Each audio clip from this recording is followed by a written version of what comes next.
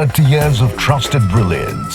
Saravana Elite Golden Diamonds, now in Coimbatore, the ultimate destination for exclusive designs. இந்த match கண்டிப்பாக CSK தான்.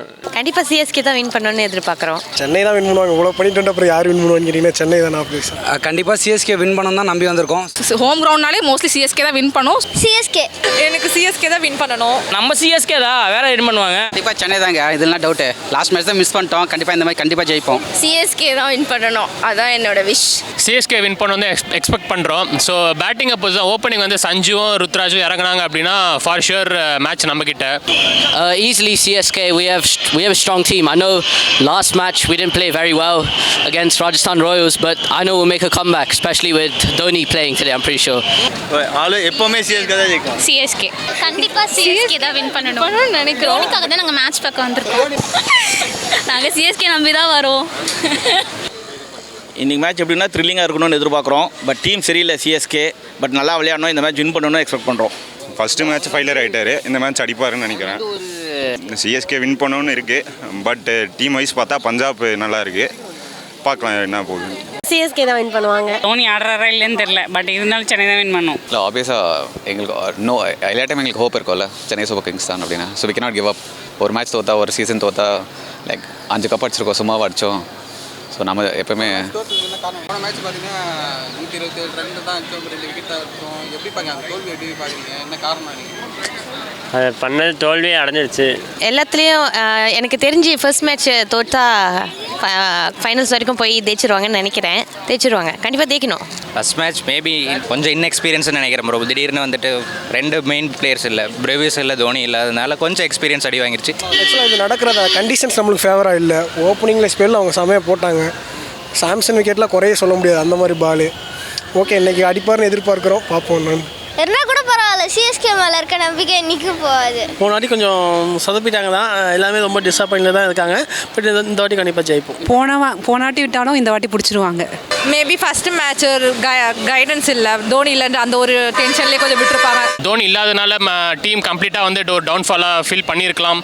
Well, mainly because the batting lineup. Well, when Rutraj Gaikwad, he shouldn't have moved back like that and played the shot against Jofra Archer. He should have played much better. And also, when they had so much pressure, they couldn't bat properly. That's the reason why it's a batting collapse.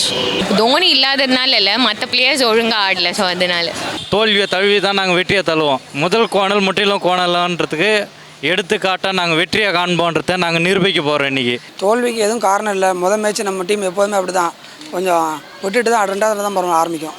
இல்லை சென்டிமெண்ட்டாக பார்க்கல. பிச்சு வந்து கவர்டாக இருந்ததுனால, moisture இருந்ததுனால நம்ம toss தோற்றது வந்து against ஆகிடுச்சு நமக்கு.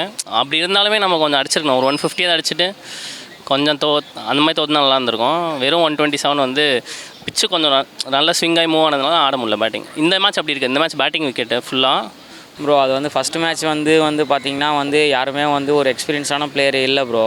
பட் எக்ஸ்பீரியன்ஸான பிளேயர்னு பார்த்தீங்கன்னா ஒரு 2 or 3 பிளேயர்ஸ் தான் ப்ரோ இருந்தாங்க. பேட்டிங் ஆர்டர் சரியில்லை. பேட்டிங் ஆர்டர் சரியில்லைனாக்கா வந்து மாத்திரையெல்லாம் வந்து பவர் பிளேயரோடு முடிஞ்சது. அதுக்கப்புறமா வந்தால் வேஸ்ட் தான். உர்வில் பட்டேல் போட்டிருக்கலாம், சர்ஃப்ராஸ் கானுக்கு பதில் உர்வில் பட்டேலே இறக்கியிருக்கலாம். பிரேவிஸ் இல்லைனா மேத்யூ ஷாட் இருந்தார், அந்த டைமுக்கு செட் ஆகலை. அடித்து எல்லோரும் ஒன்னாடியாங்க, இல்லை எல்லாமே ஃபார்ம் அவுட்டு.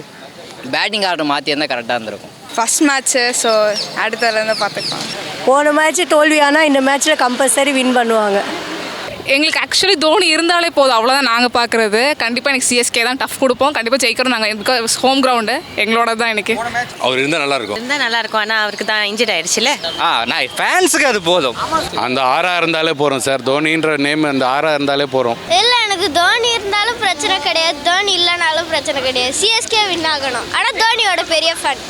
இருந்தாலே போதும். எப்படியா இருந்தாலும் நெக்ஸ்ட் இயர் அவர் இல்லாமல் தான் விளையாட போகிறாரு, அதை அக்செப்ட் பண்ணி தான் ஆகணும். மற்றபடி தலை விளையாடினாலும் பரவாயில்ல, தலை வந்து காமிச்சாலே ஸ்க்ரீனில் காமிச்சாலே போதும். அவர் பார்த்தாலே போதும், விக்கெட் பின்னாடி அந்த ஆள் பார்த்தாலே போதும். வச்ச காசுக்கு வந்த நேரத்துக்கு திருப்தி ஆகிடும் மனசு. ரொம்ப காரணம் அதுதான். தோனி இல்லாதனால மேட்ச் தோற்று போய்ட்டு நம்ம. தோனி இருந்தாலே பயம், ஆப்போசிட் பயம் இருக்கும். தோனி இருந்தாலே தோனி அவ்வளோதான். இனிமேல் அவருக்கும் வயசாகிடுச்சு இல்லை, இனிமேல் அவர் விளையாட முடியாது. அவர் அடுத்த கோச்சாக வருவார்னு நாங்கள் எக்ஸ்பெக்ட் பண்ணுறோம். Dhoni he has to be as a mentor, like mentor ஃப்ரண்ட்டில் அவர் வந்து பர்ஃபெக்டாக தான் இருக்கார். தோனி இருந்தால் தோனியோட ஃபேன்ஸ்க்கு நல்லா இருந்திருக்கும். ஒரு சின்ன டிசப்பாயின்மெண்ட். இல்லை, தோனி இருக்கணும் கண்டிப்பாக. அவருக்காக தான் மேட்சே பார்க்க வர்றது. தோனிக்காக தான் நாங்கள் மேட்ச் ஒன்று பார்க்கவே ஸ்டார்ட் பண்ணோம். தோனி இல்லாமல் இல்லை, தோனி எப்போவுமே கூட இருக்கார். கடவுள் இல்லைன்னு யாராலும் சொல்ல முடியாது. கடவுள் எப்பயும் எங்களுக்கு துணையாக இருக்கார். தலை தான் எங்கள் பலம். அவர் இருந்தாலே எல்லாருக்கும் ஒரு ஓடி கால், ஒரு எல்லோரும் உந்து சக்தி தானே வரும். அவர் இருந்தாலே ஒரு பெரிய என்கரேஜ்மெண்ட் தான். இருந்தாலே போதும், அவருக்கு மேட்ச் விளையாடணும்னு அவசியம் இல்லை. தலை இருந்தாலும் ஆப்போசிட் டீம் எப்போதுமே பயப்படுவாங்க, பயந்துருவாங்க, பயந்தே அவங்க தோற்றுருவாங்க. அவர் இல்லாட்டியும் அவர் வந்து மேட்சை வந்து ஹேண்டில் பண்ணுவார். இன்னும் கொஞ்சம் உற்சாகம் இருந்திருக்கும் எல்லாருக்கும். தோனி வந்து நாங்கள் வந்து ஒரு ஃபேன், ஓகேங்களா. ஸோ அவங்க வந்து ஒரு பால் விளையாண்டாலும் ஒரு சீசன் விளையாண்டாலும் எங்களுக்கு அந்த ஒரு பாலே ஒரு சீசன் விளையாட மாதிரி தான் எங்களுக்கு. நீ யார் டஃப் கொடுப்பான் பஞ்சாபில் பேட்டிங் போடுங்க? பஞ்சாப் யாருன்னா பிரியான்ஸ், அவர் தான். யார் டஃப் கொடுத்தாலும் என்ன, நம்ம தான் கப்பு, நம்ம தான் வின்னாகும். கண்டிப்பாக நம்ம தான் வின்னாகும். பஞ்சாபில் யார் டஃப் கொடுப்பாங்க பேட்டிங்? பேட்டிங் எனக்கு தெரியாது. பவுலிங்னா ஆஷ்தீப். ஓகே, ஸ்ரேயஸ் ஐயர் எல்லாருமே டஃப்பான ப்ரோ. எக்ஸ்பெக்டேஷன் இல்லாத போவோம், மேட்ச் என்ஜாய் பண்ணுவோம், அவ்வளோதான். யார் டஃப் கொடுப்பான் பஞ்சாபில்? பஞ்சாபில் கூப்பர் கான்லே நல்ல பிளேயரு, எக்ஸ்பெக்ட் பண்ணுற அவர் இருந்து ரன்ஸ் வரும்ட்டு. பவுலிங்கில் மார்க்கோ யான்சன் ஆல்ரவுண்டராக பெர்ஃபார்ம் பண்ணுவார்னு நினைக்கிறேன். சென்னையில் இன்றைக்கி டெவால் ப்ரீவிஸ் இறங்குறதுக்கு ஒரு வாய்ப்பு இருக்குன்னு சொல்லிட்டு இருக்காங்க. Maybe there might be a chance Dewald Brevis இறங்குறதுக்கு. டஃப் கொடுக்குறதுன்னு பார்த்தீங்கன்னா உங்களுக்கு கார்த்திக் சர்மாவோட 14.2 crores சென்னை எடுத்திருக்காங்க. மேபி அவர் இன்னைக்கு கொஞ்சம் 4th டவுனில் நல்லா ப்ளே பண்ணலாம்னு நினைக்கிறேன். அதுதான் எங்களுக்கு ஒரு ஐடியா. தெரில, சரியாக தெரில.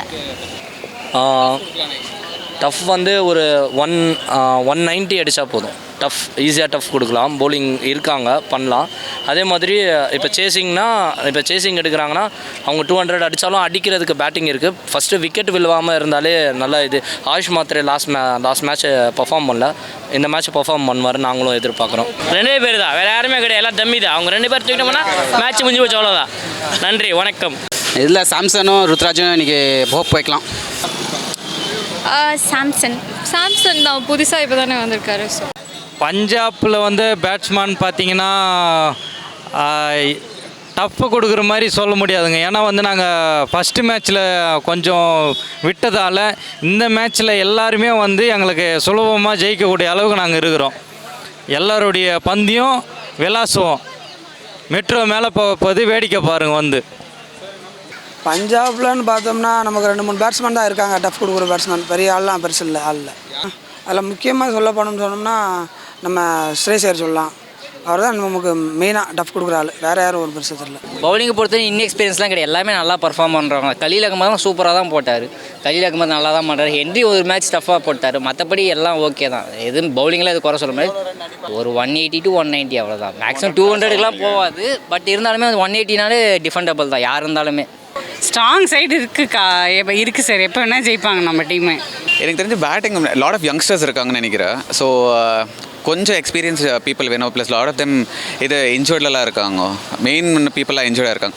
ஸோ ஆப்வியஸாக யங்ஸ்டர்ஸ் ஒரு சான்ஸ் மாதிரி தான் இருக்குது. As well as I think அது ஒரு அட்வான்டேஜ் நம்மளுக்கு. பிகாஸ் நம்மளோட ஸ்ட்ரென்த் அண்ட் வீக்னஸ் நம்மளுக்கு தெரிய வருதுல்ல. So I think it's a good thing. வீக்காக போன மேட்ச் சஞ்சு சாம்சன் அடிக்கலாம் சொன்னார், தட்டி தூக்கலாம்னு சொன்னார். மொதல் மேட்ச் அவுட் ஆகிட்டார். சஞ்சு சாம்சன் ருத்ராஜ் அடிப்பாங்கன்னு நினச்சேன், அடிக்கலை. சின்ன மேட்ச் பார்க்கலாம், கண்டிப்பாக அடிக்கலாம்.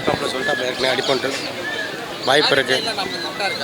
ஓரளவுக்கு கொஞ்சம் மாற்றி இறக்கலாம். கொஞ்சம் சேஞ்சு பண்ணலாம். சேஞ்சு தான் பண்ண மாட்டேங்காங்க. நம்ம பேசிகிட்டே இருக்கோம், அவங்க சேஞ்சு பண்ணணுமே, அதான பிரச்சனை.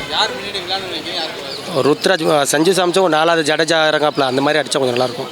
4வது இறங்கி ஓப்பனிங் இறங்காமல் அது சூப்பரு. ஆனால் ஒவ்வொரு எல்லா நேரம் அடிக்க முடியாது. அதில் இதே பார்க்க முடியல. இந்த வட்டம் கொஞ்சம் எதிர்பார்க்குறோம், பார்ப்போம் என்னன்ட்டு. வாய்ப்பு இருக்குது. இந்த மேட்ச் 200க்கு மேலே அடிப்பாங்கன்னு நம்புகிறோம். கண்டிப்பாக அடிச்சிடலாம். அப்படின்னா அடிச்சிடலாம் கண்டிப்பாக. 220 மேலே டார்கெட்டு. டாஸ் நம்ம தான் கண்டிப்பாக இன்றைக்கி. அப்படின்னு இல்லை, ஃபஸ்ட்டு பேட்டிங் எடுத்தாலும் வின்னிங் தான், செகண்ட் பேட்டிங் எடுத்தாலும் வின்னிங் தான். பார்த்துக்கலாம். இப்போதைக்கு பவுலிங் தான் வீக்காக இருக்குது. பேட்டிங் ஸ்ட்ராங்காக தான் இருக்குது. மேபி இன்எக்ஸ்பீரியன்ஸ் டீம்னால கொஞ்சம் ஸ்ட்ரகிள் பண்ணுறாங்க. But will come back. இல்லை டீமுக்கு சேர்ந்து ஒரு டீமோட இதே சரியில்லை. மெம்பர்ஸு செலெக்ஷனே I am not very happy. பெரிய ஆல்ரவுண்டர்ஸ் இல்லை. அதனால் ஐ ஃபீல் கொஞ்சம் டஃப்பாக தான் இருக்கும் மேட்ச்சு. பட் அட்வான்டேஜ் பிபிகேஸ் தான். பவுலிங் நம்ம கொஞ்சம் கம்மியாக தான் இருக்குது. பேட்ஸ்மேன் நிறையா இருக்காங்க. ஆனால் போன மேட்ச் நல்லா சரியாக விளாடல. இந்த மேட்ச் நல்லா தெறிக்க விடுவாங்க. அதான் நான் சொன்னேன், பேட்டிங்கில் வராது ரன் வராது காரணம் பிச்சு வந்து வெட்டாக இருந்துச்சு. ஸோ சீம் பொசிஷன்ஸ் பயங்கரமாக இருந்துச்சு. ஸோ நம்ம பவுலிங்கில் வந்துட்டு திரும்ப இது ட்ரை ஆயிடுச்சு கிரவுண்ட் எல்லாமே. ஸோ வந்துட்டு பால்ஸ் வந்து கொஞ்சம் பிச் ஸ்லோவாகிடுச்சு. அவங்களுக்கு ஹிட்டிங் நல்லா இருந்துச்சு. ஸோ அவங்க லாஸ்ட் டைம் ஈஸியாக ஜெயிச்சிட்டாங்க. பவுலிங் நல்லா தான் இருக்குது. கலீல் நல்லா போட்டிருந்தார் போன டைம், கவனிச்சிருக்கலாம். பவுலிங் பேட்டிங் வந்து சொன்னோன்னா வந்து பவுலிங் பார்த்தீங்கன்னா டெத் ஓவர்ஸில் வந்து அவ்வளோ யாரும் சரியாகவே பண்ணல ப்ரோ. பட் ஓப்பனிங் வந்து பார்த்திங்கன்னா வந்து மேட் ஹென்ரிக்கு வந்து கொடுத்தது வந்து சுத்தமாகவே வந்து எனக்கு ஆட்சேபனே இல்லை ப்ரோ. ஏன்னா எப்போவுமே வந்து ஓப்பனிங் பார்த்திங்கன்னா வந்து இவர் தான் ப்ரோ பண்ணுவார் பவுலரு. ஐயோ ஒரு பவுலர் பேர் வேறு மறந்து போச்சு. Khaleel Ahmed left arm bowler அவர் தான் ப்ரோ எப்போவுமே வந்து தோனி இருக்கும்போதும் சரி, ருத்ராஜ் கெய்க்வாட் போன சீசன்லேயும் சரி, அவர் தான் எப்பவுமே வந்து ஃபஸ்ட்டு ஸ்பெல் போடுவார். இந்த வாட்டி என்னன்னு தெரியல, திடீர்னு பார்த்தா மேட் ஹென்ரி வந்து போடுறாரு. அதுதான் கொஞ்சம் வந்து அந்த ஒரு கன்ஃபியூஷன் இருக்கக்கூடாது bro. Batting orders, bowling orders. Sarvana Elite Gold and Diamonds, the ultimate destination for exclusive designs.